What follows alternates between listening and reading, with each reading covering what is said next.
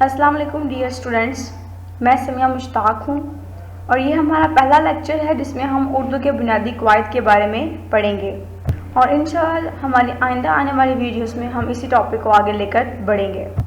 हमारा subject code है 1113। Students, हम पूरी कोशिश करेंगे कि आसान अल्फाज में और अच्छे से ग्रामर को समझा सकें।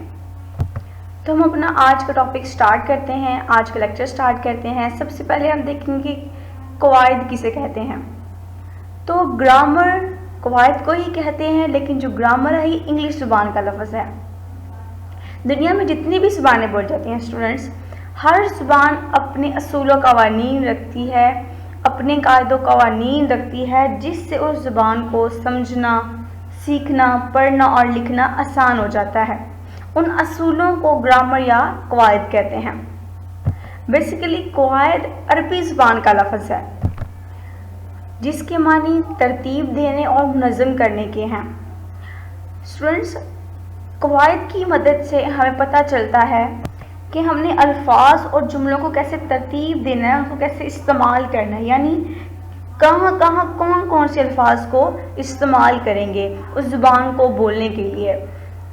तो कवायद आपको समझ आ गई होगी कि कवायद से क्या मुराद है या कवायद किसे कहते हैं। तो हर अहले ज़ुबान, अहले सुखन अपनी ज़ुबान के लिए कुछ कवायद सेट करते हैं। इस ज़ुबान के कवायद की 5 इक़साम हैं: इल्म सर्फ़, इल्म नहव, इल्म बलागत, इल्म अरूज़ और इल्म हिजा। ज़रा गौर कीजिएगा कि इल्म सर्फ़ कलाम की बुनियाद है और इल्म नहव उसकी दीवारें हैं।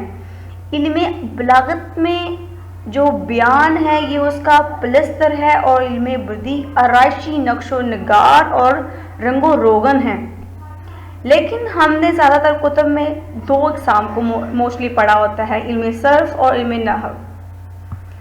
इंशाअल्लाह हम अपनी वीडियोस में इल्म सर्फ़ और इल्म नहव के अलावा बाकी जो इक़साम हैं उनको भी डिस्कस करेंगे, ताकि आप लोगों को कभी भी कहीं पर भी मुश्किल का सामना न करना पड़े। तो सबसे पहले हम देख लेते हैं कवायद के पहले 2 हिस्सों के बारे में, सरफ़ और नहव।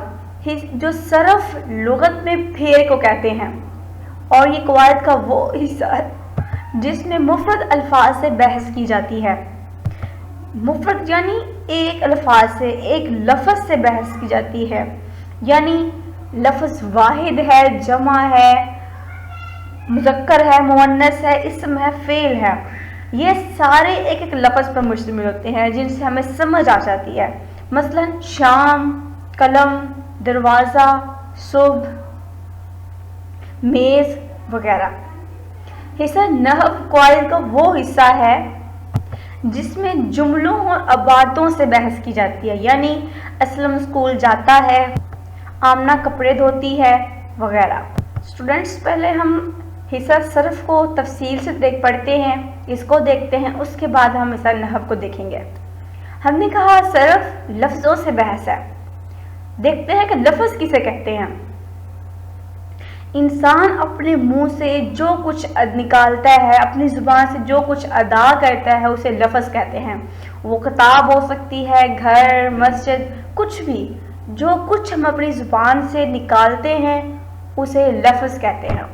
लफ्ज़ 2 तरह के होते हैं, लफ्ज़ मौजू और लफ्ज़ मुहमल।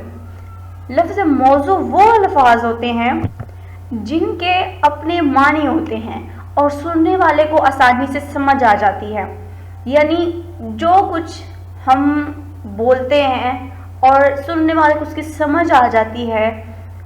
यानी अगर मैं कहूँ मेज़, तो आपको समझ आ जाएगी कि मेज़ जो है मैम किसकी बात कर रही है।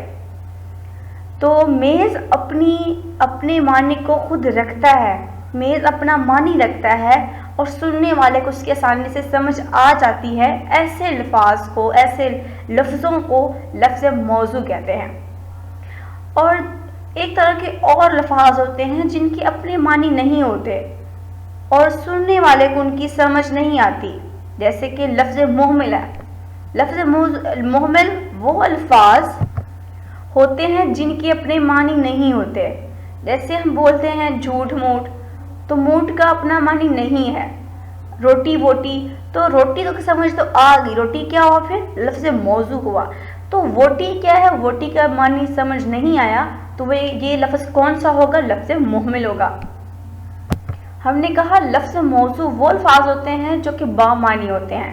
اب لفظ موضوع کی کچھ اقسام ہیں، جیسے کہ کلمہ اور کلام۔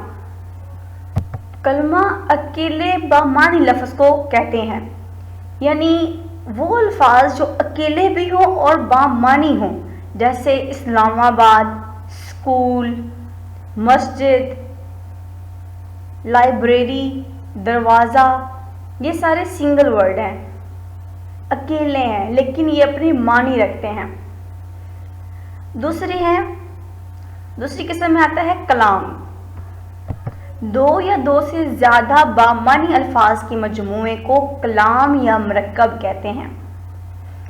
مثلا اسلم آیا، میرا بھائی، اللہ ایک ہے، طاہر نیک لڑکا ہے، ان سب میں ہم دو یا دو سے زیادہ الفاظ کا استعمال کر رہے ہیں، اس لیے اس کو کلام کہتے ہیں۔ اب کلمہ کی 3 اقسام ہیں، جیسے اسم، فعل، حرف۔ سب سے پہلے دیکھتے ہیں اسم کسے کہتے ہیں۔